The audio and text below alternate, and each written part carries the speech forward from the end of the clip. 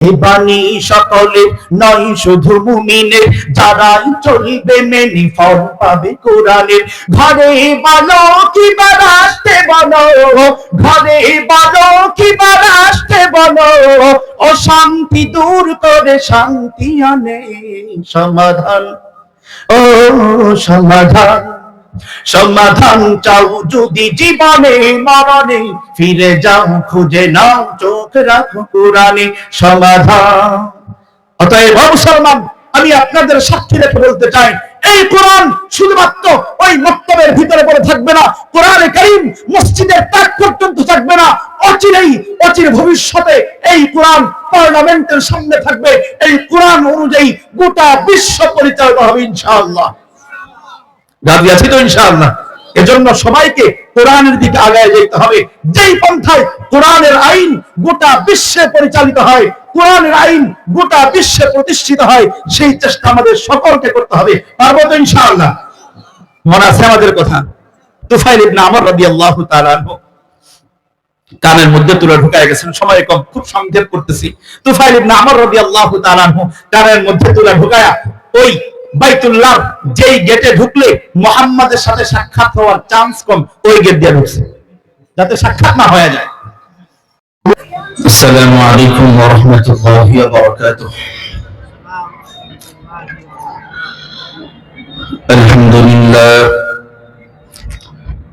আলহামদুলিল্লাহ নাহমাদুহু ওয়া নাস্তাঈনুহু ওয়া নাস্তাগফিরুহু ونؤمن به ونتوكل عليه ونعوذ بالله من شرور أنفسنا ومن سيئات أعمالنا من يهده الله فلا مضل له ومن يضلله فلا هادي له ونشهد أن لا إله إلا الله وحده لا شريك له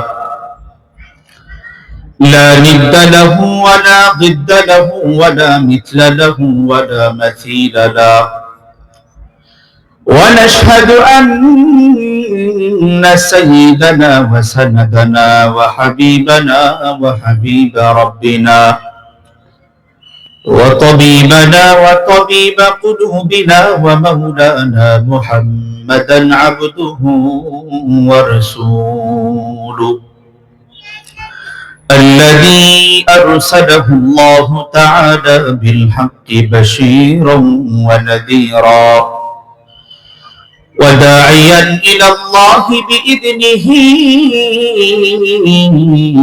وسراجا وقمرا منيرا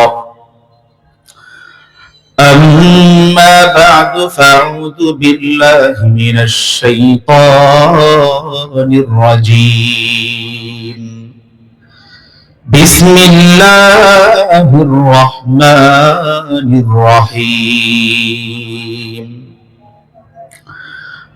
اتل ما أوحي إليك من الكتاب وأقم الصلاة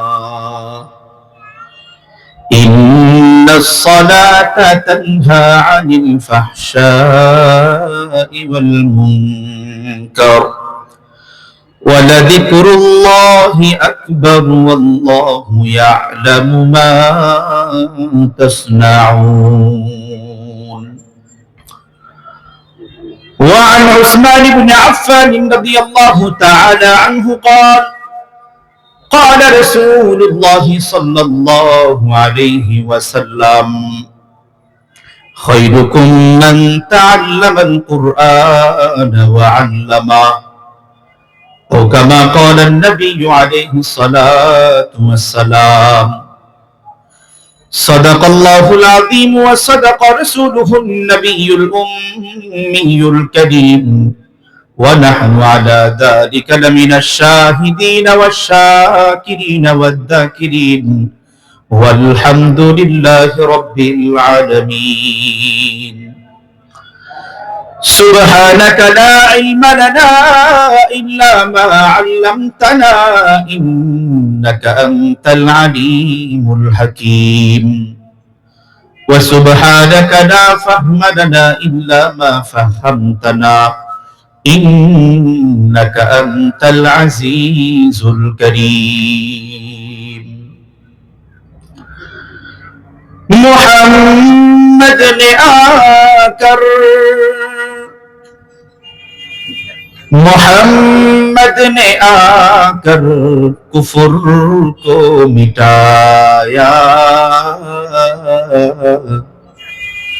कुफर को मिटाकर सदाकत बताया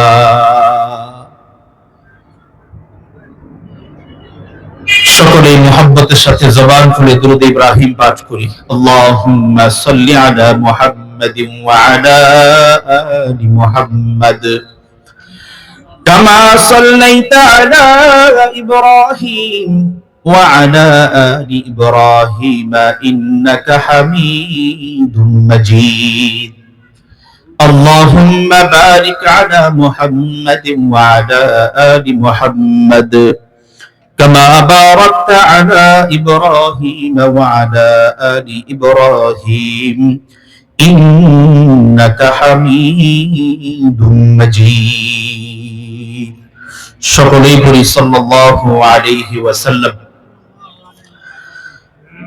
রিয়াজুল জান্নাত ইসলামিয়া মাদ্রাসার উদ্যোগে আয়োজিত আজকের এই ইসলামী মহাসম্মেলনের সম্মানিত উস্তাদ মুকাররম সভাপতি সাহেব আমন্ত্রিত উলামায়ে কেরাম মুআজ্জাজ মুকাররম মুরব্বিয়ানে কেরাম আমার সামনে এবং আড়ালে এলাকার ভিন্ন এলাকা থেকে আগত মুসল্লিয়ানে কেরাম পর্দার অন্তরালে মুআজ্জাজা মুকাররমা আমার মা ও বোনেরা আল্লাহ পাক রব্বুল আলামিনের বিশেষ মেহেরবানি যে আল্লাহ রব্বুল আলামিন আমাদেরকে এমন একটা দ্বীনি মজলিস দ্বীনি মাহফিলে বসার তৌফিক দান করেছেন যেই মাহফিল যেই দ্বীনি মজলিস এর সাথে সরাসরি আল্লাহ তাআলার কালামের সম্পর্ক যেই মাহফিলের সাথে সরাসরি আল্লাহ তাআলার দ্বীনের সম্পর্ক যেই মাহফিলের সাথে সরাসরি আমাদের জনাবে মুহাম্মদুর রাসূলুল্লাহ সাল্লাল্লাহু আলাইহি ওয়াসাল্লামের সম্পর্ক যেই মাহফিলের সাথে সরাসরি আমার আপনার রব সকলের রব মহান রব্বুল আলামিনের সম্পর্ক বলি সুবহানাল্লাহ আল্লাহ তাআলা আমাদেরকে এমন মজলিসে আসার তৌফিক দিয়েছেন এজন্য আমরা খুশি না বেজার যদি খুশি হয়ে থাকি একটু জবানটা দারাজ করে আল্লাহ তাআলাকে শোনায় দেই বলি আলহামদুলিল্লাহ শুকরিয়া কেন করব না বলেন আমাদের মতো অনেক ভাই বাড়ি থেকে নিয়ত করে বের হয়েছেন আজকের এই মজমায় ঢুকবে প্রবেশ করবে দ্বীনি কথা শুনবে কিন্তু যদি বাস্তবতা খেয়াল করি দেখেন আমাদের মধ্যে অনেক ভাই মাহফিলের আশেপাশে আছেন কিন্তু মাহফিলে ঢোকার তৌফিক আল্লাহ দেন নাই কথা বলেন ঠিক কি না আশেপাশে অনেক মানুষ অনেক ঈমানদার বাড়ি থেকে বের হয়েছে মাহফিলে আসবে মাহফিলের নামে বের হয়েছে নিয়ত করেছে কিন্তু আল্লাহ নিয়তকে কবুল করেন নাই নিয়ত কবুল করেছেন আমাদের মতো গুটি কয়েকটা ঈমানদারের বলেন না সুবহানাল্লাহ এজন্য খুশি না বেজার বলেন না আলহামদুলিল্লাহ আসলে আলোচনা তো বড় বড় উলামায়ে কেরাম আসবেন মুরব্বিয়ানে কেরাম তারা আলোচনা করবেন তার আগে আমরা কিছুটা আলোচনা কেন এটা একটু বোঝার চেষ্টা করি আমরা অনেক জায়গায় মেহমান হিসেবে দাওয়াতে যাই কিনা কি মুরব্বিয়ানে কেরাম আপনারা দাওয়াতে যান কিনা দাওয়াত খান নাই কখনো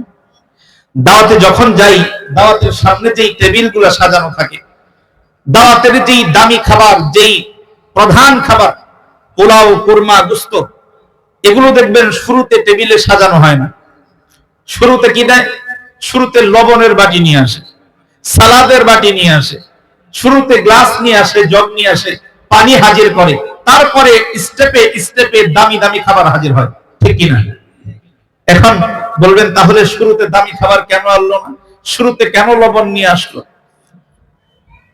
যারা স্বাস্থ্য নিয়ে যারা গবেষণা করেন এদের একটা মত খাবার শুরুতে যদি লবণ খাওয়া হয় আমরা এটা অনেকে আবার সুন্নত হিসেবে পালন করি এটা ভুল তথ্য খাবার শুরুতে লবণ খাওয়া এটা সুন্নত না তো যাই হোক খাবার শুরুতে যদি লবণ খাওয়া হয় কিছু কিছু ডাক্তারগণ বলেন একটু লবণ যদি জিহ্বার আগায় লাগানো হয় তাহলে পরবর্তী যেই দামি খাবারগুলা এই লবণ জিহ্বার মধ্যে লাগার কারণে জিহ্বায় লালা আসতে থাকবে, এই লালা বেশি আসার কারণে পরবর্তী খাবারগুলা ওই জিহ্বা গ্রহণ করতে সহজ হবে, দামি খাবারগুলা তার জিহ্বার মধ্যে মজা হিসাবে গ্রহণ করতে পারবে। এজন্য লবণ সামনে দেওয়া হয়। মুহতারাম হাজিরিন, এই যে আমি আলোচক হিসাবে বসছি, ধরেন আমি একটা লবণের বাটি, এই লবণের বাটি লবণটা যদি একটু জিহ্বার মাথায় লাগায়া বসে থাকতে পারেন, আশা করা যায় পরবর্তী যেই দামি দামি পোলাও কোরমা আসবে, গুস্তের বাটি আসবে, দামি খাবার আসবে, আশা করা যায় এই লবণ চাখার ফলে জিহ্বার ভিতরে, দিলের ভিতরে যেই স্বাদ আস্বাদন শুরু হবে, যেই নূরের যেই লালা জন্ম হবে, আশা করা যায় পরবর্তী উলামায়ে কেরামের দামি কথাগুলা আমাদের জেহেনের মধ্যে, কলবের মধ্যে ঢোকানো আর বোঝা, আমল করা সহজ হয়ে যাবে ইনশাআল্লাহ। মনোযোগ সহকারে শুনতে পারবো তো ইনশাআল্লাহ। ছোট্ট একটা কথা দিয়ে শুরু করতে চাই। আমরা একটা মাসআলা অনেকেই জানি। আল্লাহর হাবিব সাল্লাল্লাহু আলাইহি ওয়াসাল্লাম বলেছেন, ও আমার উম্মত, তোমরা যেই জায়গাতে ফরজ নামাজ আদায় করো, যদি সম্ভব হয়, যদি সুযোগ হয়, সুন্নতটা একটু ভিন্ন জায়গায় গিয়ে আদায় করবে। এই মাসআলাটা আপনারা জানেন কিনা? কি জানেন না? ফরজ যেখানে যদি সুযোগ থাকে, অন্য কারো কষ্টের কারণ যদি না হতে হয়, তাহলে সুন্নতটা ভিন্ন জায়গায় গিয়ে পড়ো, নফলটা ভিন্ন জায়গায় গিয়ে পড়ো। যদি বলেন কারণ কি? কারণ হলো আল্লাহ রাব্বুল আলামিন পবিত্র কোরআনে কারীমের সূরাতুল জিলজালের মধ্যে একটা আয়াত নাযিল করেছেন। আল্লাহ রাব্বুল আলামিন বলেন, ইয়াউমা ইদিন তুহাদ্দিসু আখবারাহা, কিয়ামতের ময়দানে যখন গোটা দুনিয়া ধ্বংস হয়ে যাবে, তখন আল্লাহ রাব্বুল আলামিনের সামনে तमाम মাখলুকাত এই আদম সন্তানের ব্যাপারে কেউ বা আদম সন্তানের পক্ষে সাক্ষী দিবে, আর কেউ আদম সন্তানের বিরুদ্ধে সাক্ষী দিবে। আল্লাহ রাব্বুল আলামিন এই আয়াতের মধ্যে বলেন, ইয়াউমা ইদিন তুহাদ্দিসু আখবারাহা, ওই কিয়ামতের ময়দানে আল্লাহ তাআলার সামনে আমরা যেই জমিনে বসে বসে আল্লাহ তাআলার ইবাদত করি, ওই জমিনগুলা শুধু এক তবক জমিন না, ৭ তবক জমিন পর্যন্ত আল্লাহ তাআলার দরবারে ওই ঈমানদারের পক্ষে সাক্ষী হিসেবে দাঁড়ায় যাবে। বলি সুবহানাল্লাহ। তো কেমন যেন নবীজি আমাদেরকে বলতেছেন, ও আমার উম্মত, যেহেতু ফরজ এক জায়গায় আদায় করো না, ওই জমিনটা তো ফরজের সাক্ষী হয়ে গেল, এবার নফলটা ভিন্ন জায়গায় গিয়ে বসো, যাতে তোমার সাক্ষী বাড়ে। ও আমার মুহতারাম হাজিরিন, মুরব্বিয়ানে কেরাম, জানতে চাই আদবের সাথে আমাদের সাক্ষী কিয়ামতের ময়দানে পক্ষের সাক্ষী কম দরকার না বেশি দরকার? একটু জোরে শুনতে চাই, কম না বেশি? যদি বেশি শোনার দরকার হয়, তাহলে আমরা যারা ফাঁকা ফাঁকা হয়ে বসে আছি, এক জায়গায় তো বৈশা দীর্ঘ কথা শুনলেন, ওই জায়গা তো সাক্ষী হয়ে গেল, আসেন না আরেকটু সামনে আগায় বসি, সাক্ষী দুইটা বানায় ফেলি। মাশাআল্লাহ, আমার কথা বুঝতে পারছেন? যিনি বুঝতে পারেন নাই তিনি বসা থাকেন, যিনি বুঝছেন একটু দয়া করে আগায় আসেন, সাক্ষী যদি দরকার হয়। মাশাআল্লাহ, মাশাআল্লাহ, সবাই বুঝতে পারছেন, আলহামদুলিল্লাহ। মুহতারাম হাজিরিন, এবার ছোট্ট একটা প্রশ্নের মাধ্যমে আমার সংক্ষিপ্ত আলোচনা শুরু করব। মুহতারাম হাজিরিন, আমরা যে এই যে দ্বীনি মজলিসে আসলাম, বসলাম, এই দ্বীনি মজলিসের মাহফিলের যখন মাইকিং করা হয়েছে আমাদের এলাকা এলাকায়, 2 দিন যাবত মাইকিং চলতেছে, তো মাইকিং এর সাথে একটা কথা জোড়ায় দিছিল যে রিয়াজুল জান্নাহ মাদ্রাসার এই মাহফিলে আসবেন, যাওয়ার সময় প্রত্যেকের হাতে 500 করে টাকা ধরায় দেওয়া হবে। শুনেন না আপনারা? এটা কেউ শুনেন নাই? তার মানে এটা বলে নাই নাকি? আচ্ছা, আরেকটা ঘোষণা করছে, যারা রিয়াজুল জান্নাহ মাদ্রাসায় আসবেন, যাওয়ার সময় নিজের জন্য এবং গিন্নির জন্য 2টা করে বিরিয়ানির প্যাকেট দেওয়া হবে, সকলেই আসবেন। এটাও শুনেন নাই? আচ্ছা, আরেকটা সহজ করি, তাহলে অন্তত এতটুকু শুনছেন যে যারা রিয়াজুল জান্নাহ মাদ্রাসার মাহফিলে বসবেন, তাদেরকে 1 ঘন্টা পর পর 1 কাপ করে চা, 1 পিস করে বিস্কুট এবং সাথে কিছুক্ষণ পর পর একটা করে সিঙ্গারা দেওয়া হবে। এরকম কোন এলান পাইছেন? তাও পান নাই? তাহলে কেন আসছেন? প্রশ্ন কি কঠিন হয়ে গেল? কেন আসছেন? আমাদের সাথে টাকার কোনো সম্পর্ক নাই, আমাদের সাথে সিঙ্গারা পুরির সম্পর্ক নাই, আমাদের সাথে চা বিস্কুটের সম্পর্ক নাই, আমাদের সাথে বিরিয়ানির খিচুড়ির সম্পর্ক নাই, আমাদের আজকের এই মাহফিলে আসার উদ্দেশ্য, আমি যদি ভুল না করি, সকলের উদ্দেশ্য কোরআনের মহব্বতে, দ্বীনের মহব্বতে, আল্লাহ তাআলার কোরআনের মহব্বত যেই ঢেলেছেন, কোরআনের নূরের মহব্বতে আমরা এখানে উপস্থিত হয়েছি। কথা বলেন ঠিক কিনা? যদি কোরআনের মহব্বতে এসে থাকি, যদি কোরআনের কারণে আজকের এই বসা হয়, আল্লাহর হাবিব সাল্লাল্লাহু আলাইহি ওয়াসাল্লাম আমাদেরকে সুসংবাদ দিয়েছেন। আল্লাহর হাবিব সাল্লাল্লাহু আলাইহি ওয়াসাল্লাম হাদিসে পাকের মধ্যে ইরশাদ করেছেন, সুসংবাদ দিয়েছেন, तमाम উম্মতদেরকে আল্লাহ রাব্বুল আলামিনের পক্ষ থেকে সুসংবাদ শোনায় দিবেন। ও আমার উম্মত, কোন উম্মত যদি এক অঞ্চল থেকে আরেক অঞ্চলে, এক জায়গা থেকে ভিন্ন জায়গায়, এক মজলিস থেকে আরেক মজলিসে আল্লাহ রাব্বুল আলামিনের কোরআনের মহব্বতে, দ্বীনের মহব্বতে, নবীজির মহব্বতে, আল্লাহ রাব্বুল আলামিনের মহব্বতে যদি জায়গা পরিবর্তন করে, মজলিস পরিবর্তন করে, ওই বান্দাটা, ওই বান্দিটা তৎক্ষণাৎ আমার আল্লাহ রাব্বুল আলামিনের আশিকে পরিণত হয়ে যায়।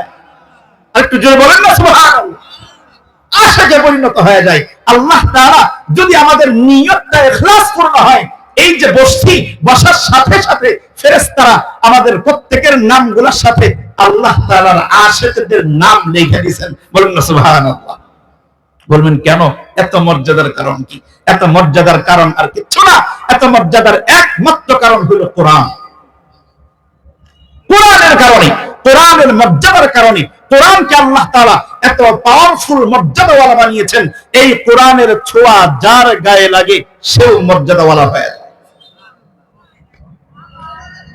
যদি একটু প্রমাণ পেশ করতে চাই, আল্লাহ রাব্বুল আলামিন অসংখ্য অগণিত ফেরেশতা তৈরি করেছেন, অসংখ্য অগণিত ফেরেশতা।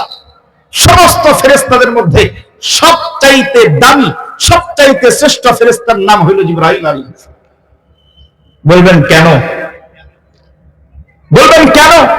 এত ফেরেশতা থাকা সত্ত্বেও মিকাইল আছেন, ইসরাফিল আছেন, মালাকুল মউত আজরাইল আছেন, অসংখ্য গণিত ফেরেশতার মধ্যে আল্লাহ রাব্বুল আলামিন জিবরাইলকে কেন শ্রেষ্ঠত্ব দান করলেন?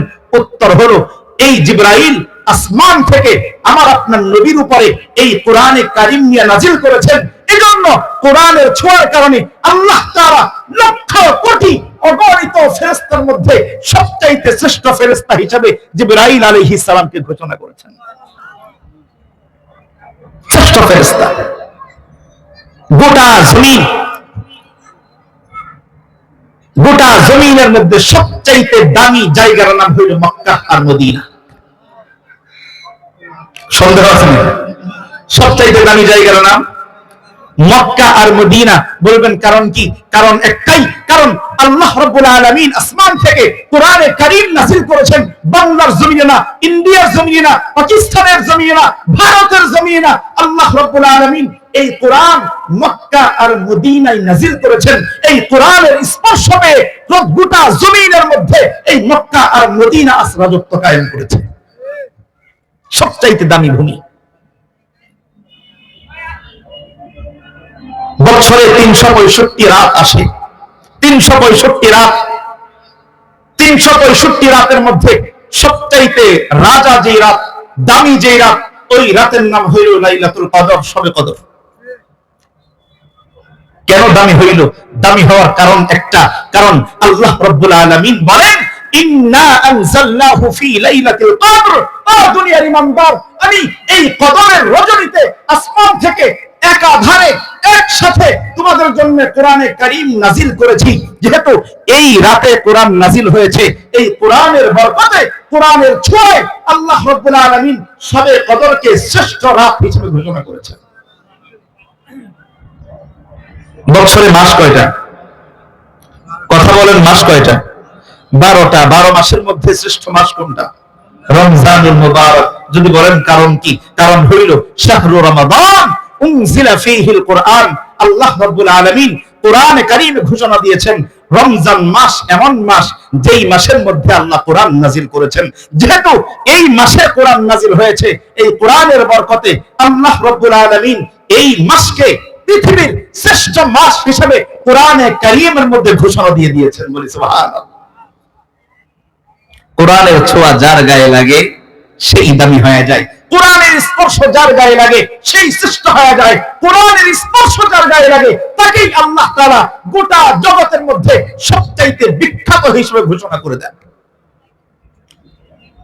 আমরা এখানে আসছি যেহেতু কোরআনের মহব্বতে, এজন্য আমাদের দামটাও আল্লাহ তাআলা এমন উচ্চাঙ্গে নিয়েছেন, এমন উঁচুতে নিয়েছেন, সরাসরি কোরআনের মহব্বতে, কোরআনের কারণে আল্লাহ তাআলা তার আশিকান, তার প্রেমিক, তার মহব্বতকারী বান্দা বান্দীদের নামের মধ্যে আমাদের নামটা যোগ করে ফেলেছেন। সুবহানাল্লাহ। কোরআনের এত পাওয়ার, এজন্যই তো আল্লাহ রাব্বুল আলামিন তার শেষ পয়গম্বর, আখেরি পয়গম্বর, যেই পয়গম্বরের মাধ্যমে আল্লাহ তাআলা দ্বীনকে পূর্ণ করবেন, যেই পয়গম্বরের হাত ধরে আল্লাহ তাআলা দ্বীনের খুঁটিকে, দ্বীনের স্তম্ভকে একেবারে পূর্ণতায় পৌঁছাবেন, সেই পয়গম্বরকে আল্লাহ তাআলা কোরআনে কারীমের আয়াত পাঠায়া দুইটা মিশন দিয়ে পাঠিয়েছেন। জোরে বলেন কয়টা মিশন? কয়টা মিশন? দুইটা মিশন। আল্লাহ রাব্বুল আলামিন কোরআনে কারীমের সূরাতুল আনকাবুতের 45 নম্বর আয়াতে কারীমায় আল্লাহর হাবিবকে দুইটা মিশনের কথা শোনায় দিচ্ছেন। আল্লাহ রাব্বুল আলামিন তার হাবিবকে সম্বোধন করে কোরআনে কারীমের আয়াত নাযিল করে পাঠালেন, উতলু মা উহিয়া ইলাইকা মিনাল কিতাব। আল্লাহু আকবার। আল্লাহ রাব্বুল আলামিন তার হাবিবকে সম্বোধন করে বলতেছেন, ও পয়গম্বর, আপনাকে আমি দুইটা মিশন দিয়া দুনিয়ার জমিনে প্রেরণ করেছি। এক নাম্বার মিশন হইল উতলু মা উহিয়া ইলাইকা মিনাল কিতাব। আমি আল্লাহ আপনার উপর যেই কিতাব নাযিল করেছি, যেই কোরআন অবতীর্ণ করেছি, আপনি উম্মতের সামনে দাঁড়ায়া দাঁড়ায়া এই কোরআনে কারীমের তেলাওয়াত শোনাতে থাকে।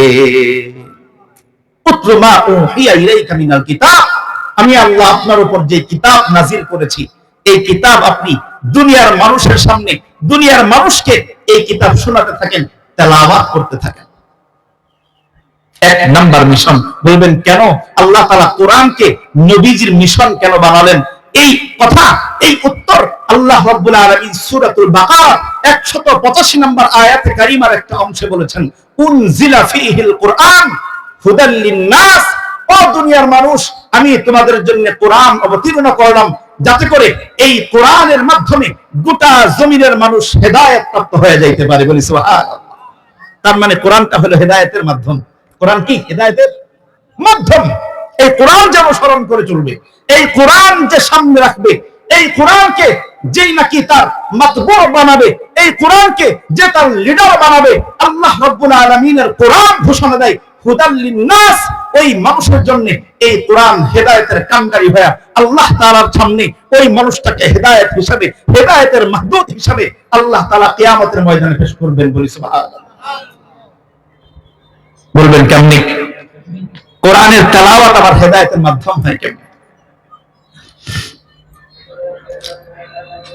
মুহতারাম হাজিরিন, আল্লাহর হাবিবের বিশিষ্ট একটা সাহাবীর নাম আপনাদের সামনে আলোচনা করতে চাই। আল্লাহর হাবিবের সাল্লাল্লাহু আলাইহি ওয়াসাল্লামের বিশিষ্ট এক সাহাবী, নাম হইল তুফাইল ইবনে আমর রাদিয়াল্লাহু তাআলা আনহু।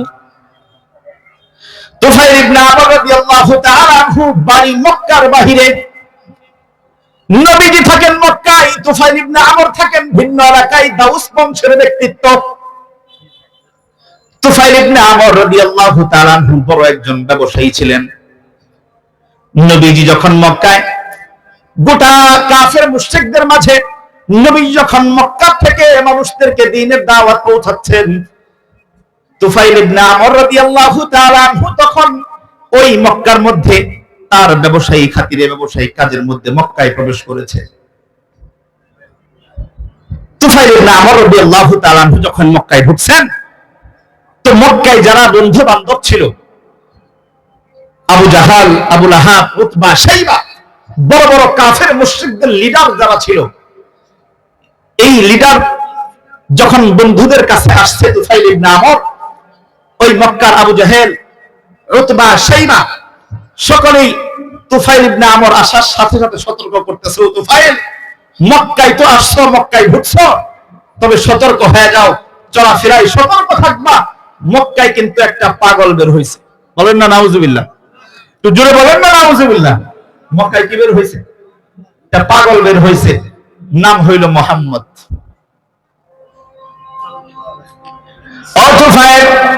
মক্কার মধ্যে একটা পাগল ঢুকছে, নতুন করে পাগল জন্ম হয়েছে। বাবার নাম হইল আব্দুল্লাহ, মায়ের নাম হইল আমেনা। তুফাইল তার থেকে কিন্তু সতর্কতার সাথে তোমাকে চলতে হবে, কোনোভাবেই যেন তার মুখামুখি না হও, তার চোখের সাথে যাতে চোখ না পড়ে, তার কথা যাতে তোমার কানের মধ্যে না ঢুকে। তুফাইল ইবনে আমর অবাক হয়ে গেছেন, কারে ব্যাপার কি? এটা কেমন পাগল, যেই পাগলের সাথে সাক্ষাৎ হইলে সমস্যা, যেই পাগলের কথা শুনলে সমস্যা, এটা আবার কেমন পাগল? তো মানুষের একটা অভ্যাস হইল, আরবিতে একটা প্রবাদ বাক্য আছে, আল ইনসানু হারিসুন ফিমা মুনিয়া। মানুষকে যেই জিনিস থেকে নিষেধ করা হয়, মানুষ তার প্রতি বেশি আকর্ষিত হয়। আল ইনসানু হারিসুন ফিমা মুনিয়া, যেই জিনিস থেকে নিষেধ করা হয়, মানুষ তার প্রতি বেশি বেশি আকৃষ্ট হয়। তো তুফাইল ইবনে আমর চিন্তা করতেছে, আরে বলে কি, এত বড় পাগল, তাহলে তো এই পাগলের সাথে একবার হইলেও সাক্ষাৎ করা দরকার। তুফাইল ইবনে আমর বন্ধুদেরকে জিজ্ঞাসা করতেছেন, দেখা হইলে কি সমস্যা? মক্কার কাফের বেঈমান তুফাইল ইবনে আমরকে সতর্ক করতেছেন, শুধু সমস্যা না, যদি ওই মুহাম্মাদের সাথে সাক্ষাৎ হয়ে যায়, তুমি কিন্তু বিধর্মী হয়ে যাইবা। কি হয়ে যাবে? বিধর্মী হয়ে যাবে।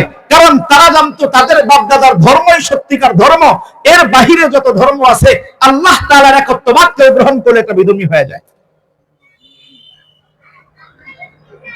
এক নাম্বার সমস্যা হবে বিধর্মী হয়ে যাইবা ও তুফাইল। দুই নাম্বার সমস্যা হবে পরিবার, আত্মীয় স্বজন সকলের থেকে বিচ্ছিন্ন হয়ে যাইবা। কিচ্ছু থাকবে না, আত্মীয়তা থাকবে না, স্ত্রীর সম্পর্ক থাকবে না, সবকিছু বিচ্ছিন্ন হয়ে যাবে। এই মুহাম্মাদের সাথে সাক্ষাৎ হইলে সাবধান, সাক্ষাৎ করা যাবে না।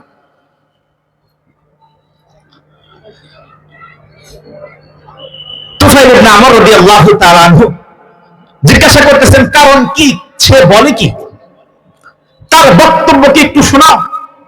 এবার মক্কার লিডাররা শোনায়, তার বক্তব্য হইল, এই মুহাম্মদ বলে সে নিজেকে নবী হিসাবে মানুষের সামনে দাবি করে। আসলে কি নবী কি দাবি করার জিনিস? একটু জোরে কথা বলতে হবে। নবী কি দাবি করার জিনিস নাকি আল্লাহ প্রদত্ত জিনিস? দাবি করে কখনো নবী হওয়া যায়? বলেন না, দাবি করে নবী হওয়া যায়?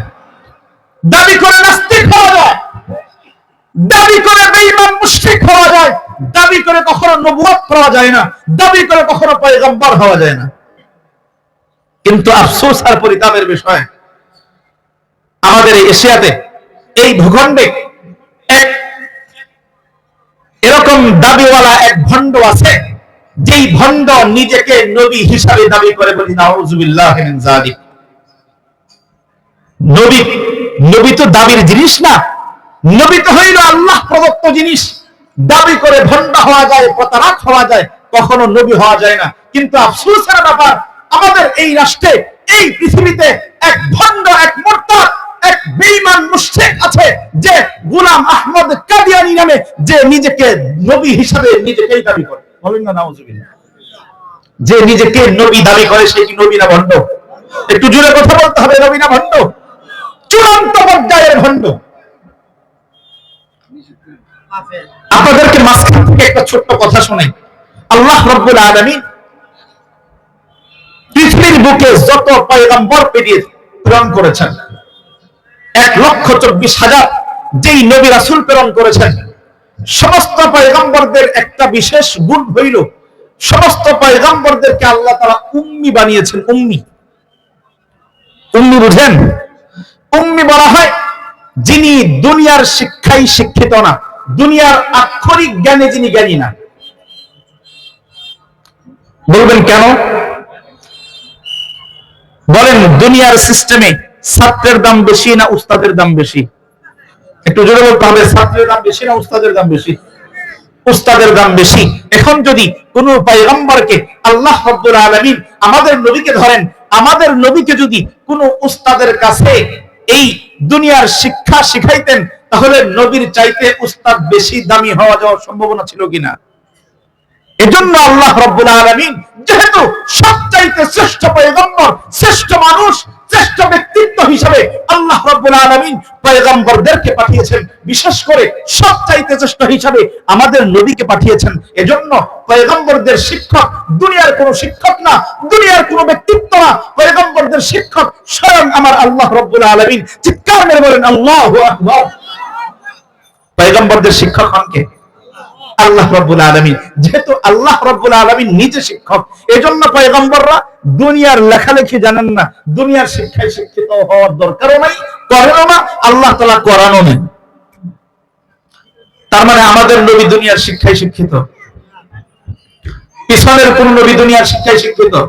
লিখতে জানেন, পড়তে জানেন। এজন্য যেহেতু দুনিয়ার কোন শিক্ষায় কোন পয়গম্বর শিক্ষিত না, এজন্য কোন নবী তার উপর নাজিলকৃত কিতাব, তার উপর নাজিলকৃত ওহী, তার উপর নাজিলকৃত তাওরাত, ইনজিল, জাবুর, কোরআন, আমাদের নবী পর্যন্ত নিজের কিতাব নিজে লেখেননি। বুঝেন নাই কথা? আমাদের নবী কি নিজের কিতাব নিজে লিখছেন, না সাহাবায়ে কেরামদেরকে দিয়ে লেখাইছেন? কোন পয়গম্বর শিখান নাই, কোন পয়গম্বর লেখেন নাই। যেখানে কোন পয়গম্বরের নজির নাই, সেখানে এক ভন্ডের নজির আছে। গোলাম আহমদ কাদিয়ানী নিজের কিতাব নিজে লিখে গেছে, নিজের কিতাব নিজে লিখে গেছে। এর চাইতে ভন্ডের দলিল আর কি হইতে পারে বলেন? মুহতারাম হাজিরিন, আমরা স্পষ্ট ভাষায় বার্তা দিতে চাই, স্পষ্ট বাক্য উচ্চারণ করতে চাই। আমাদের জান নিয়ে ছিনিমিনি খেলা হইতে পারে, সহ্য করবো, কোনো কথা নাই। আমাদের রাষ্ট্র নিয়ে ছিনিমিনি খেলা হইতে পারে, সহ্য করবো, কোনো কথা নাই। আমাদের জিন্দেগি, আমাদের পরিবার পরিজন সবকিছু নিয়ে ছিনিমিনি খেলা হইতে পারে, সহ্য করবো, কথা নাই। কিন্তু আমার নবীর নবুয়তের মসনদ দিয়া, আমার নবীর খতমে নবুয়তের মসনদ দিয়া কেউ ছিনিমিনি খেলবে, সহ্য করা হবে না, সহ্য করা হবে না, সহ্য করা হবে না ইনশাআল্লাহ। এজন্য আমাদের স্পষ্ট বার্তা, গোলাম আহমদ কাদিয়ানী নামে যেই ভণ্ড আবির্ভাব হয়েছে, এই স্পষ্ট ভাষায় ভণ্ড প্রতারক, স্পষ্ট ভাষায় সে কাফের, কাফের, কাফের। কথা বলেন ঠিক না ঠিক?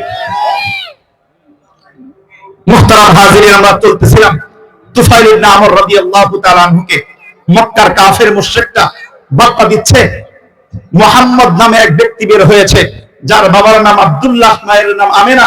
সে নিজেকে নবী দাবি করে। বলেন নাউজুবিল্লাহ। নিজেকে নবী দাবি করে না, আল্লাহ বানিয়েছেন। আল্লাহ রাব্বুল আলামিন নিজে বানিয়েছেন। হুয়াল্লাযী বাআসা ফিল উম্মিয়্যিনা রাসূলা। আল্লাহ রাব্বুল আলামিন কোরআনে কারীমের অসংখ্য আয়াতে কারীমার মধ্যে নিজে ঘোষণা দিয়েছেন, আল্লাহ তাআলা নিজের পক্ষ থেকে তোমাদের জন্য হাদিয়া স্বরূপ, তোমাদের জন্য হেদায়েতের কান্ডারি হিসাবে মুহাম্মদুর রাসূলুল্লাহকে তোমাদের জন্য নবী আর রাসূল বানায়া পাঠাইছেন। বলেন না সুবহানাল্লাহি ওয়া বিহামদি। মুহতারাম হাজিরিন, আপনাদের মনে আছে না ভুলে গেছেন? তুফাইল ইবনে আমর রাদিয়াল্লাহু তাআলা আনহুকে এবার যখন অনেক সতর্ক করা হয়েছে, এই ব্যক্তির ধারে কাছে যাওয়া যাবে না, সতর্ক থাকতে হবে। এই ব্যক্তির কথা শোনা যাবে না, সতর্ক থাকতে হবে। যদি কথা শোনো বিধর্মী হয়ে যাইবা। তুফাইল ইবনে আমর রাদিয়াল্লাহু তাআলা চিন্তা করছেন না, আমি আমার বাপদাদার ধর্ম ছাড়তে চাই না, তাহলে বলো আমাকে কি করতে হবে? কথা বুঝতেছেন? আমাকে কি করতে হবে পরামর্শ দাও। এবার মক্কার মুশরিক লিডাররা পরামর্শ দিল, তাহলে যেহেতু তুমি তাওয়াফ করতে যাইবা, তখনকার মুশরিকদের সিস্টেম ছিল যে যেখান থেকে আসো আগে আল্লাহর ঘর কাবা ঘরটা তাওয়াফ করত। কাবা ঘর কি শুধু মুসলমানদের না গোটা বিশ্বের জন্য হেদায়েতের মাধ্যম? কাবা ঘর কি এটা রহমত শুধু মুসলমানদের না গোটা বিশ্বের জন্য রহমত? যেহেতু গোটা বিশ্বের জন্য রহমত, কাফের বেঈমান মুশরিকরা পর্যন্ত এই কাবা ঘরকে সম্মান আর মর্যাদার চোখে দেখে। বলেন না সুবহানাল্লাহি ওয়া বিহামদিহি। তো তুফাইল ইবনে আমর যেহেতু কাবা ঘর তাওয়াফ করবেন, এবার কি করা যায়? তো কাফের মুশরিকরা পরামর্শ দিল, কানের ভিতরে তুলে ঢুকায় ফেলো, কানের ভিতরে তুলে ঢুকাও, যাতে করে মুহাম্মাদের কোরআনের তেলাওয়াতের আওয়াজ তোমার কানে না ঢুকতে পারে। ও মুসলমান, জানতে চাই আল্লাহ রাব্বুল আলামিন যেই কোরআন নাযিল করেছেন হেদায়েতের মাধ্যম হিসেবে, যেই হেদায়েতের কান্ডার হিসেবে আল্লাহ রাব্বুল আলামিন আসমান থেকে কোরআনে কারীম দিয়েছেন, এই সামান্য তুলা এই কোরআনে কারীমের আওয়াজকে তো নিশ্চয়ই আটকাইতে পারবে। তো জোরে বলে আটকাইতে পারবে তো? আমি তো এটা বলতে চাই আরে তুফাইল ইবনে আমর কিসের তুলা? যদি কানের মধ্যে সীসা ঢালাই করে দেওয়া হইতো, আল্লাহ রাব্বুল আলামিন ওই তুফাইল ইবনে আমর রাদিয়াল্লাহু তাআলা আনহুর কর্ণকুহরে এই কোরআনে কারীমের আওয়াজ একেবারে ভিতরে ঢুকায় দিতেন। বুঝতে তো কঠিন না। বর্তমান জামানায় আমরা পৃথিবীর এক প্রান্ত থেকে সেই প্রান্ত, বাংলাদেশেরও সে আমেরিকায় ফোনের মধ্যে কথা বলি, এই পাশ থেকে কথা বলি, মুহূর্তের মধ্যে ওই পাশে কথা শুনে। শুধু শুনে না, এখন দেখে। কি বলেন? আপনারা দেখেন নাই? এই মোবাইল তো আল্লাহ নিজে বানায় দিচ্ছেন নাকি আল্লাহর মাখলুক বা মানুষ বানাইছে? আল্লাহর মাখলুক মানুষ যদি যেই মোবাইল বানাইতে পারে, এই মোবাইল যদি পৃথিবীর এক প্রান্তের কথা আরেক প্রান্তে পৌঁছায় দিতে পারে, আল্লাহ রাব্বুল আলামিন নিজে যেই কোরআনে কারীম নাযিল করেছেন তার হাবিবের জবান থেকে সেই কোরআন তুফাইল ইবনে আমর রাদিয়াল্লাহু তাআলা আনহুর কানে ঢোকানোর ক্ষমতা তো আমার আল্লাহর নেই। একটু জোরে বলতে হবে, ক্ষমতা তো আল্লাহর নাই, নাকি আছে? আল্লাহ রাব্বুল আলামিন বলেন, ইদা আরাদা শাইআন আইয়াকুনা লাহু কুন ফায়াকুন। আল্লাহ রাব্বুল আলামিন যদি কোনো ইচ্ছা করেন, শুধু বলেন কুন, হয়ে যাও, বলতে দেরি হইতে দেরি হয় না। বলি সুবহানাল্লাহ। তুফাইল ইবনে আমর রাদিয়াল্লাহু তাআলা আনহু উনি ধীরে ধীরে মক্কার সেই কাবা ঘরের পাশ দিয়ে ঢুকতেছেন। দিলের ভিতরে প্রবল ইচ্ছা, দিলের ভিতরে প্রবল টার্গেট, কোনোভাবেই যাতে করে মুহাম্মাদের চেহারা নজরে না আসে, মুহাম্মাদের কোরআনের তেলাওয়াত যাতে কানের ভিতরে না আসে। আমি একটু যোগ করতে চাই। আল্লাহ রাব্বুল আলামিন কোরআনে কারীমের সূরাতুত তাওবা 32-33 নম্বর আয়াতে কারীমার মধ্যে ইরশাদ করেছেন, কাফেরদের একটা মনোবাঞ্ছা আল্লাহ তাআলা এই আয়াতের মধ্যে আলোচনা করে বলেন, ইউরিদুনা আইয়ুতফিউ নূরাল্লাহি বিআফওয়াহিহিম। কাফেরদের একটা টার্গেট হইল, কাফেররা চায় যে আল্লাহ তাআলার এই কোরআনের আলোকে, এই কোরআনের নূরকে ফু দিয়ে নিভাইয়া দিবে। কাফেররা চায় ইউরিদুনা আইয়ুতফিউ নূরাল্লাহ, আল্লাহ যেই নূর পাঠিয়েছেন, আল্লাহ যেই দ্বীনের আলো পাঠিয়েছেন, কাফেররা ইচ্ছা করে এই কোরআনের নূরকে ফু দিয়ে নিভাইয়া দিবেন। আল্লাহ রাব্বুল আলামিন পরের অংশের মধ্যে চ্যালেঞ্জ করেন, ওয়াল্লাহু মুতিম্মু নূরি। আল্লাহ রাব্বুল আলামিন গোটা বিশ্বের কাফের মুশরিকদেরকে চ্যালেঞ্জ করতেছেন, যেই নূরকে তারা জবান দিয়ে নিভাইয়া দিতে চায়, চেষ্টার মাধ্যমে নিভাইয়া দিতে চায়, আল্লাহ রাব্বুল আলামিন ওই কোরআনের নূরকে গোটা বিশ্বের মধ্যে চ্যালেঞ্জ করতেছেন। গোটা বিশ্বের মধ্যে আল্লাহ রাব্বুল আলামিন নূরকে পূর্ণ বানায় দিবেন। বলি সুবহানাল্লাহ। আল্লাহ চ্যালেঞ্জ করেছেন। এজন্যই তো একবার হযরত মুসা আলাইহিস সালাতু ওয়াস সালামের এক উম্মত, এক ইহুদির বাচ্চা, আল্লাহ তাআলা মুসা আলাইহিস সালামকে একটা কিতাব দিয়েছিলেন, নাম হলো তাওরাত। মুসা আলাইহিস সালাতু ওয়াস সালামের ওই উম্মত ইহুদি একদিন বসে বসে এই তাওরাত কিতাব খুলে তেলাওয়াত করতেছে।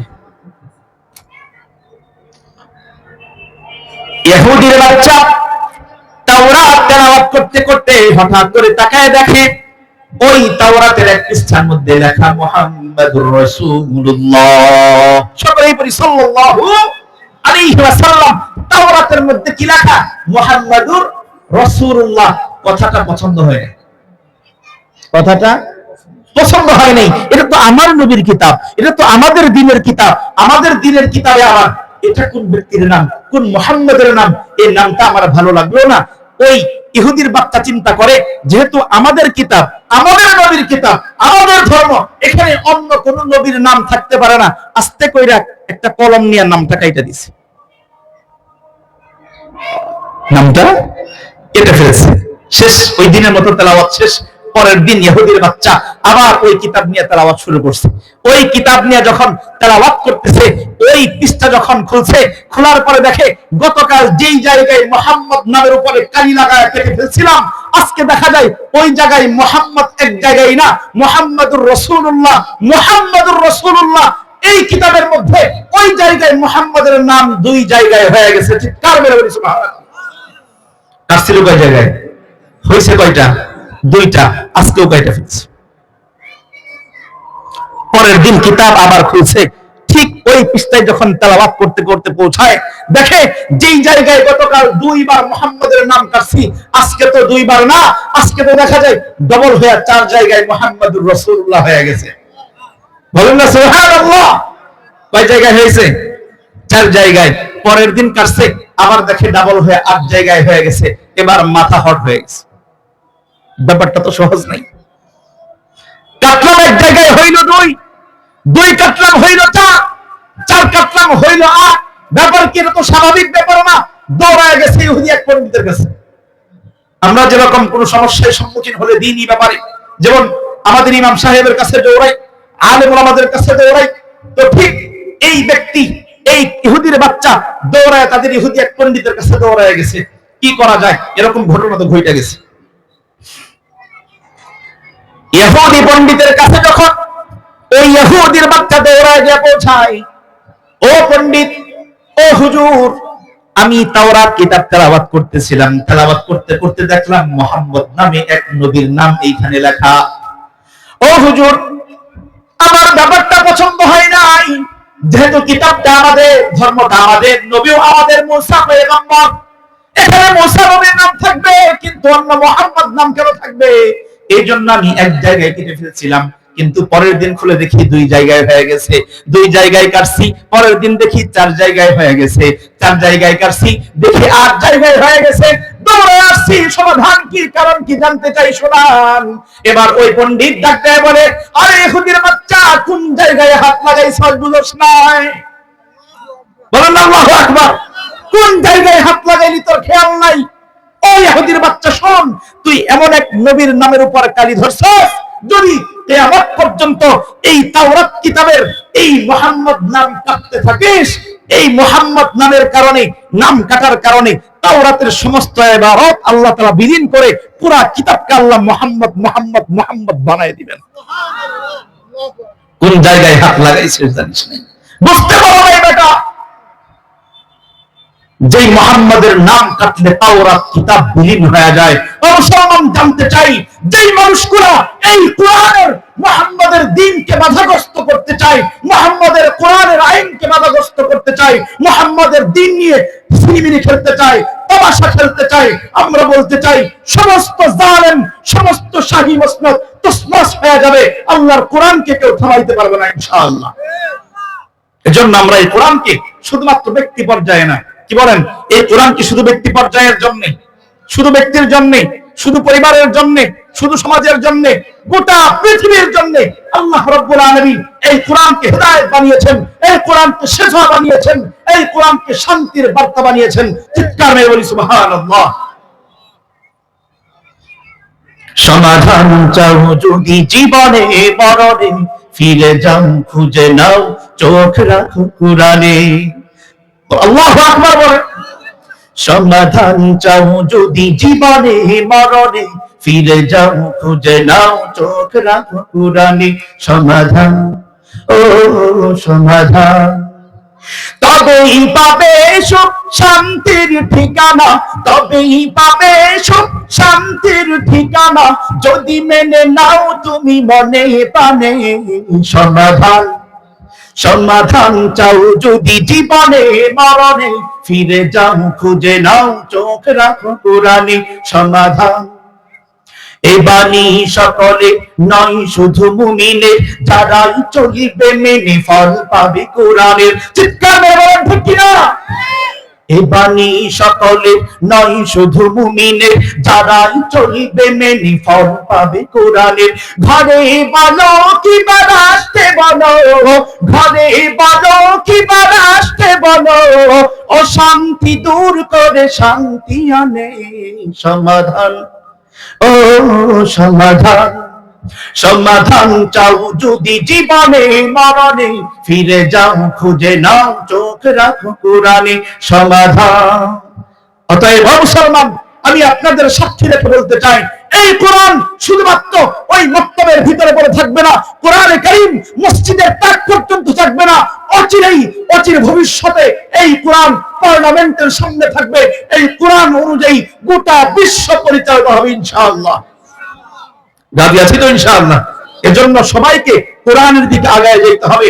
যেই পন্থায় কোরআনের আইন গোটা বিশ্বে পরিচালিত হয়, কোরআনের আইন গোটা বিশ্বে প্রতিষ্ঠিত হয়, সেই চেষ্টা আমাদের সকলকে করতে হবে। পারবো তো ইনশাআল্লাহ? মনে আছে আমাদের কথা? তুফাইল ইবনে আমর রাদিয়াল্লাহু তাআলা আনহু কানের মধ্যে তুলে ঢুকায় গেছেন। সময় কম, খুব সংক্ষেপ করতেছি।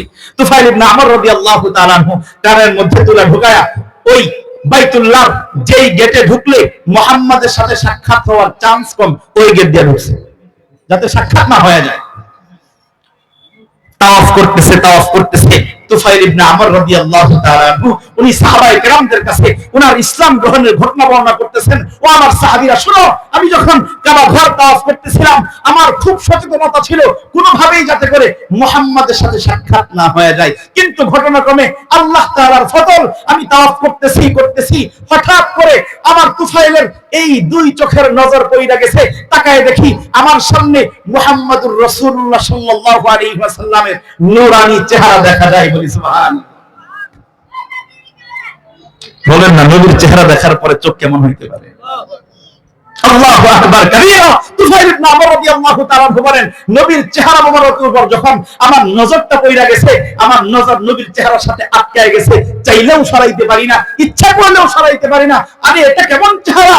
এই চেহারা তো ধোঁকাবাজের চেহারা হইতে পারে না, এই চেহারা তো মিথ্যুকের চেহারা হইতে পারে না, এই চেহারা তো কোনো প্রতারকের চেহারা হইতে পারে না, এই চেহারা তো আল্লাহ রাব্বুল আলামিনের পয়গম্বরের চেহারাই হইতে পারে। বলি সুবহানাল্লাহ।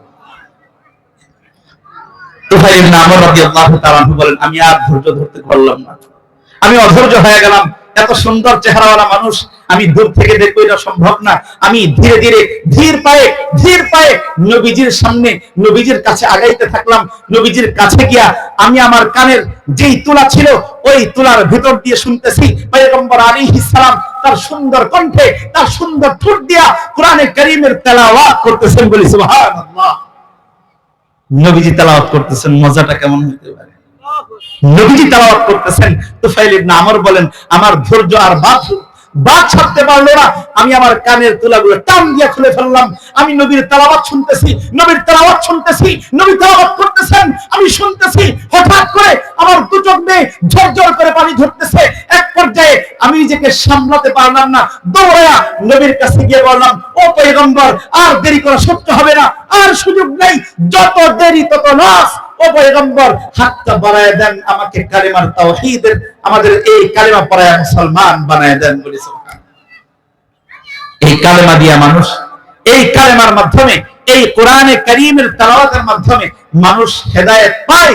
তার এক জাজ্জাল্য এক প্রমাণ হইল তুফাইল ইবনে আমর রাদিয়াল্লাহু তাআলা আনহু। উনি কেমন মুসলমান, কেমন সাহাবী হইছেন, পরবর্তী ইতিহাস পাওয়া যায়। এই তুফাইল ইবনে আমর রাদিয়াল্লাহু তাআলা আনহু নবীজির কাছে এসে বলেন, ও পয়গম্বর, আমি আমার এলাকার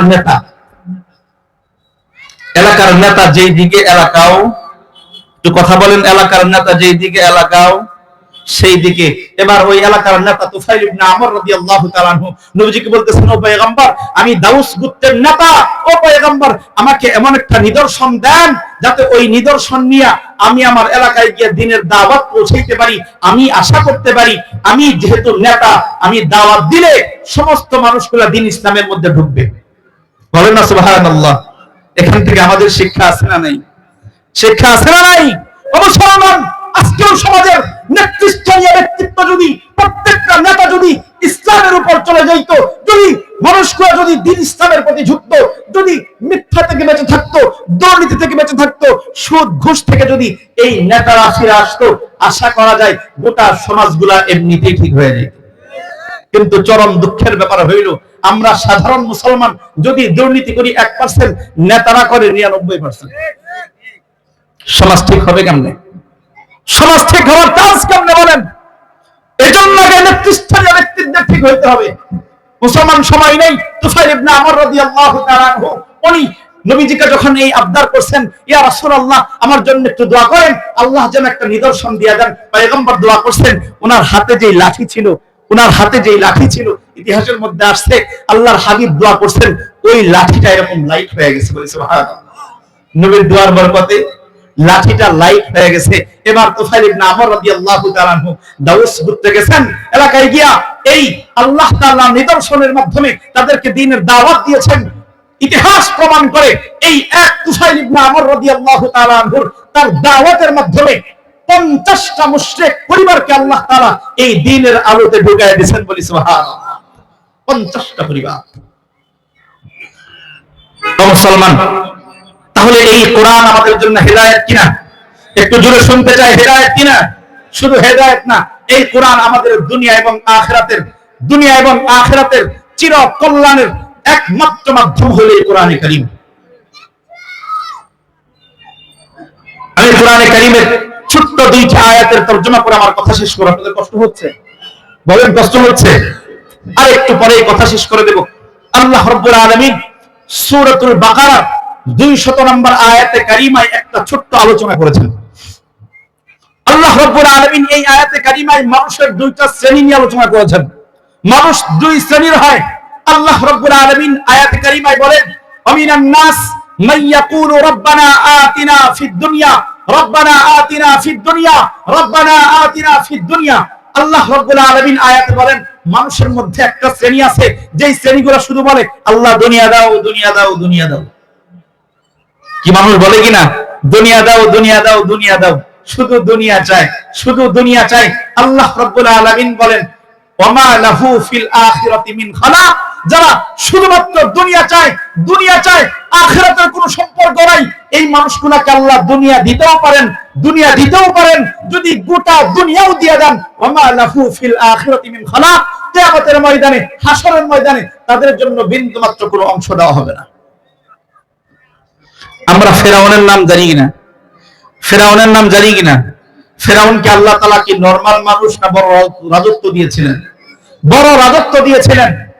এই ফেরাউন রাত্রি যখন গভীর হয়ে যেত, পাহাড়ের গুহায় গিয়া আল্লাহ তাআলার দরবারে হাত উঠায় কান্না করত, মালিক আমি আসমান চাই না, আখিরাত চাই না, জান্নাত চাই না, আমি দুনিয়া চাই, আমাকে দুনিয়া দেন, আমি দুনিয়া চাই, আমাকে দুনিয়া দেন।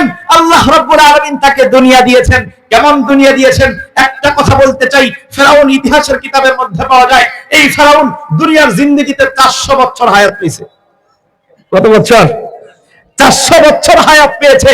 এই 400 বছরের হায়াতের জিন্দেগিতে কখনো একটু মাথা ব্যথাও হয়নি। বলেন না আল্লাহু আকবার। কি চাইছে? ফিদ দুনিয়া, ফিদ দুনিয়া, ফিদ দুনিয়া। আখিরাত দরকার নাই। আল্লাহ দুনিয়া এমন দিছে, দুনিয়াতে কষ্ট বলতে কোন জিনিস সে কখনো পায় নাই। কিন্তু যখন তার দুনিয়ার হায়াত শেষ, আখিরাতে তো তার জন্য জান্নাত অপেক্ষা করতেছে। আপনারা কি মনে করেন ফিরআউনের জন্য বড় রাজপ্রাসাদ আছে না একটা, নাকি জাহান্নামের গর্ত? ওমা লাহু ফিল আখিরাতি মিন খালাক। যে শুধু দুনিয়া চায়, আখিরাতে তার কোনো ঠিকানা নাই, দুনিয়াতে পাইতেও পারে, নাও পাইতে পারে। আল্লাহ রাব্বুল আলামিন দ্বিতীয় শ্রেণীর ব্যাপারে আলোচনা করেন, আমিনান নাস আমিনহুম মান ইয়াকুলু রাব্বানা আতিনা ফিদ দুনিয়া হাসানা ওয়া ফিল আখিরাতি হাসানা। আল্লাহ রাব্বুল আলামিন বলেন, মানুষের মধ্যে আরেকটা শ্রেণী এরকম আছে যারা বলে ফিদ দুনিয়া হাসানা, মালিক দুনিয়াতেও কল্যাণ দেন, ওয়া ফিল আখিরাতি হাসানা, আখিরাতেও কল্যাণ দেন। বলেন না সুবহানাল্লাহ। আমরা কি শুধু দুনিয়া চাই না আখিরাতও চাই? মুসলমান শুধু দুনিয়াতে না আখিরাতও চাই। রব্বানা আতিনা ফিদ দুনিয়া হাসানা ওয়া ফিল আখিরাতি হাসানা। আমরা দুনিয়াও চাই, আখিরাতও চাই, কিন্তু দুনিয়াও চাই, আখিরাতও চাই। আমাদের সাথে প্রমাণ কি? সাথে প্রমাণ কি? দুনিয়ার সামান্য একটা চাকরির জন্য গেলে একেবারে ওয়ান থেকে নিয়ে জিন্দেগির কতগুলা সার্টিফিকেট আছে সবগুলো দেখাইতে হয়। তাহলে আমরা যে দুনিয়াও চাই, আখিরাতও চাই, প্রমাণ কি? দলিল দরকার আছে না নাই? আর একটু জোরে শুনতে চাই, দলিল দরকার আছে না নাই? তার মধ্যে অন্যতম একটা দলিল যদি আমরা নির্মাণ করতে চাই, অন্যতম একটা দলিল যদি নির্মাণ করতে চাই, তাহলে এটা হলো কোরআনের দলিল। কোরআনের মাধ্যমে যেই মানুষগুলা এই কোরআনকে আঁকড়ে ধরবে, এই কোরআন শুধু দুনিয়ার জন্য কল্যাণ না, আখিরাতের জন্যও কল্যাণ। দুনিয়ার জন্যও কল্যাণ কোরআন, আখিরাতের জন্যও কল্যাণ। আল্লাহ রাব্বুল আলামিন আমাদেরকে যতগুলো নিয়ামত দিয়েছেন, তার মধ্যে অন্যতম এক নিয়ামতের নাম হলো সন্তান। সন্তান হলো অন্যতম একটা নিয়ামত। আমরা আমাদের সন্তানগুলোকে টার্গেট বানাই, রব্বানা আতিনা ফিদ দুনিয়া। আমরা শুধু সন্তানগুলোকে অনেকেই দুনিয়ার টার্গেট বানাই। আমরা সন্তানগুলোকে ডাক্তার বানাবো, আছে না নাই? একটু আপনাদের কাছে মাসআলা জানতে চাই, কারো সন্তান যদি ডাক্তার হয়, কিয়ামতের ময়দানে তার জন্য জান্নাত কয়টা? বলেন, কারো সন্তান যদি বড় প্রকৌশলী হয়, কিয়ামতের ময়দানে তার জন্য জান্নাত কয়টা? কারো সন্তান যদি বড় ইঞ্জিনিয়ার হয়, কিয়ামতের ময়দানে তার জন্য জান্নাত কয়টা? কারো সন্তান যদি পাইলট হয়, কিয়ামতের ময়দানে তার জন্য জান্নাত কয়টা? আছে, আছে। কিন্তু আমরা আমাদের সন্তানগুলোকে এগুলার মধ্যেই ডুবাইয়া রাখি, এগুলার মধ্যেই ডুবাইয়া রাখি। মুসলমান, আমি কথা শেষ করব। যদি কেউ আমাদের এই সন্তানগুলাকে দুনিয়া এবং আখিরাত দুই জায়গার জন্য চাই, উভয় জায়গার জন্য চাই, তাহলে আল্লাহ রাব্বুল আলামিন তার হাবিবের মাধ্যমে আমাদেরকে সুসংবাদ দিচ্ছেন, ও দুনিয়ার ইমানদার, তোমাদেরকে যে সন্তান দিয়েছি, এই সন্তান দিয়া তুমি যদি চেষ্টা করো, তুমি যদি ইচ্ছা করো, এই সন্তান তোমার দুনিয়াতেও কাজে লাগবে, এই সন্তান তোমার আখিরাতেও কাজে লাগবে। মুসলমান, জানতে চাই, আমরা কি সন্তান দিয়া শুধু দুনিয়া চাই না আখিরাতে চাই? শুধু দুনিয়া না আখিরাতও? আখিরাতও যদি চাই, তাহলে আমাদের সন্তানদেরকে কোরআনের শিক্ষায় শিক্ষিত করতে হবে। বলবেন লাভ কি? আমি একটা হাদিস শোনায় কথা শেষ করব। আজান হয়ে গেছে। আল্লাহর হাবিব সাল্লাল্লাহু আলাইহি ওয়াসাল্লাম হাদিসে পাকের মধ্যে ইরশাদ করেছেন, তিরমিজি শরীফের 2905 নম্বর হাদিস, আল্লাহর হাবিব সাল্লাল্লাহু আলাইহি ওয়াসাল্লাম হাদিসের মধ্যে বলেন, মান ক্বারাআল কুরআন ফাস্তাযহারাহু ফাআহাল্লা হালালাহু ওয়া হারামা হারামাহু। আল্লাহর হাবিব বলেন, কোন বান্দা যদি কোরআনে কারীম পড়ে এবং কোরআনে কারীম মুখস্থ করে, কোরআনে কারীমের মুখস্থ করনেওয়ালাদেরকে কি বলা হয় আপনাদের ভাষায়? হাফেজ বলা হয়। এই হাফেজ গড়ার কারিগর তো স্কুল, কোথা? মাদ্রাসাগুলো এই হাফেজ গড়ার কারিগর। আল্লাহ হাবিব সাল্লাল্লাহু আলাইহি ওয়াসাল্লামকে আল্লাহ তাআলা যেই দুইটা মিশন দিয়েছেন, শুরুতে আলোচনা করেছিলাম, উতলু মা উহিয়া ইলাইকা মিনাল কিতাব, ও পয়গম্বর, আপনি কোরআনে কারীমের তেলাওয়াত করেন। আমি আপনাদের দরবারে জানতে চাই, ও মুসলমান, যখন কোন সন্তানকে মাদ্রাসার মধ্যে ভর্তি করানো হয়, এই মাদ্রাসায় প্রথম শিক্ষা কি দেওয়া হয়? তো বলেন, বিশুদ্ধ কোরআনের তেলাওয়াত। কি শিক্ষা দেওয়া হয়? বিশুদ্ধ কোরআনের তেলাওয়াত শিক্ষা দেওয়া হয়। তার মানে বুঝা গেল, আমরা আমাদের মাদ্রাসাগুলোতে সন্তানদেরকে প্রথমে যে শিক্ষাটা দেওয়া হয়, এই শিক্ষা আমাদের শিক্ষা না, এটা আমার পয়গম্বর আলাইহিস সালাতু ওয়াস সালামের অন্যতম একটা মিশন। কি বলেন, এটা নবীর মিশন কিনা? উতলু মা উহিয়া ইলাইকা মিনাল কিতাব। অতএব এই কথাও বলতে পারি, কেউ যদি এই দ্বীনি প্রতিষ্ঠানগুলা যেখানে নবীজির মিশন শিক্ষা দেওয়া হয়, যেখানে কোরআনের তেলাওয়াত শিক্ষা দেওয়া হয়, কেউ যদি এই মাদ্রাসাগুলোকে, এই দ্বীনি মাদারিসগুলোকে কেউ যদি মহব্বত করে, সে স্বয়ং আমার নবীকে মহব্বত করে। কেউ যদি এই মাদ্রাসাগুলোর সাথে সুসম্পর্ক রাখে, ওই মানুষগুলা স্বয়ং আমার নবীর সাথে সুসম্পর্ক রাখে। কেউ যদি এই মাদ্রাসার সাথে দুশমনী আর শত্রুতা করে, খোদার কসম, ওই মানুষটা স্বয়ং নবীর সাথে শত্রুতা দুশমনী করে। কথা বলেন ঠিক কিনা? অতএব এই দ্বীনি প্রতিষ্ঠানের সাথে সুসম্পর্ক রাখা আমাদের দরকার আছে না নাই? মুসলমান, বলতেছিলাম, আল্লাহর হাবিব বলতেছেন, যেই সন্তানটা কোরআনে কারীম পড়লো, এটা মুখস্থ করলো, হাফেজে কোরআন হলো, ফাহাল্লা হালালাহু, এর হালালকে হারাম হিসেবে গ্রহণ করলো, ওয়া হারামা হারামাহু, এবং এর হারামকে, হারাম থেকে নিজের জীবনকে বাঁচিয়ে রাখলো, আল্লাহর পয়গম্বর সুসংবাদ দেন, ফাআদখালাহু আল্লাহু বিহিল জান্নাহ। আল্লাহ রাব্বুল আলামিন এই আমলের কারণে, এই কোরআনের মহব্বতের কারণে আল্লাহ তাআলা ওই বান্দাকে আল্লাহর জান্নাতে প্রবেশ করাবেন। বলি সুবহানাল্লাহ। এখানেই শেষ না, এখানেই শেষ না, ওয়াফিল আখিরাতি হাসানাতের ব্যাখ্যা হইল, আল্লাহর হাবিব পরের অংশে বলেন, এবং এখানেই শেষ না, ওয়াশাফাহু ফি আশারাতিন মিন আহলি বাইতিহি, এবং কিয়ামতের কঠিন ময়দানে ওই হাফেজে কোরআন কিয়ামতের ময়দানে আল্লাহ তাআলার সামনে তার পরিবর্গের পক্ষ থেকে এমন 10 জন মানুষের জন্য সুপারিশ করবেন, ওয়াজাবাত লাহুন নার, যেই মানুষগুলোর জন্য জাহান্নাম ওয়াজিব হয়ে গেছিল। বলেন না সুবহানাল্লাহ। জাহান্নাম ওয়াজিব হয়ে গিয়েছিল, এরকম 10 জন মানুষকে যে নাকি জাহান্নাম থেকে টেনে বের করে জান্নাতে ঢুকাইতে পারবে, এরকম পাওয়ারওয়ালা মানুষটার নাম হলো হাফেজে কোরআন। আর এই হাফেজে কোরআনের গড়ার কারিগর, হাফেজে কোরআন প্রতিষ্ঠিত হয়, তৈরি হয় এই ধরনের রিয়াজুল জান্নাহ ইসলামিয়া মাদ্রাসাগুলোতে। চিৎকার মেরে বলি ঠিক কিনা ঠিক? তাহলে আমাদের এই মাদ্রাসাগুলোর সাথে সম্পর্ক রাখা দরকার আছে না নেই? দরকার আছে। মুসলমান, আমি আমার কথা শেষ করতে চাই, যেহেতু আমাদের পাশে মাদ্রাসার অভাব নেই, শুধু রিয়াজুল জান্নাহ মাদ্রাসা বলে কথা না, আমাদের এই বাংলাদেশে, এশিয়া মহাদেশে, গোটা বিশ্বের আনাচে কানাচে যত মাদারসে কওমিয়া আছে, যত মাদারসে নুরানিয়া আছে, প্রত্যেকটা প্রতিষ্ঠানগুলোতে আল্লাহ রাব্বুল আলামিন তার হাবিবের এই কোরআনের তেলাওয়াতের মিশন চালু রেখেছেন। এজন্য আমাদের এই কোরআনের সাথে এই মাদ্রাসার সম্পর্ক রাখতে হবে। শুধু দূর থেকে মহব্বত করব নাকি সন্তানগুলোকে ওইখানে দেব? সন্তানগুলোকে দেওয়ার দরকার আছে না নাই? বলবেন তাহলে হুজুর আমার সন্তানটাকে ইঞ্জিনিয়ার বানাবো না। অবশ্যই বানাবেন, অবশ্যই ডাক্তার বানাবেন। মুসলমানের সন্তান ডাক্তার হবে, এটা আমাদের চাওয়া। মুসলমানের সন্তান ইঞ্জিনিয়ার হবে, এটা আমাদের দিলের চাওয়া। মুসলমানের সন্তান পাইলট হবে, এটা আমাদের দিলের চাওয়া।